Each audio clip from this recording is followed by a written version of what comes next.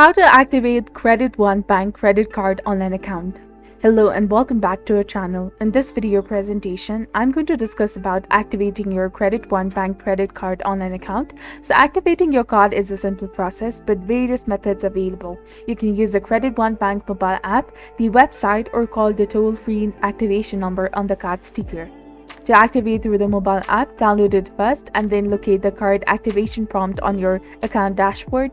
For website activation, visit creditonebank.com, and on the login portal, you can enter your username and the password and securely sign into your account.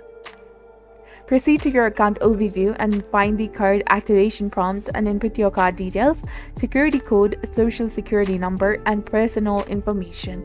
And after providing the required details, follow the prompts on the activation website to finish the process, including confirming your identity and agreeing to the terms and conditions.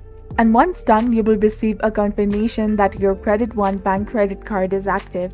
Alternatively, you can also visit the creditonebank.com/active to activate your card directly. So that wraps up this guide. For queries, drop a comment, like, subscribe for more tutorial like this. Thank you for watching.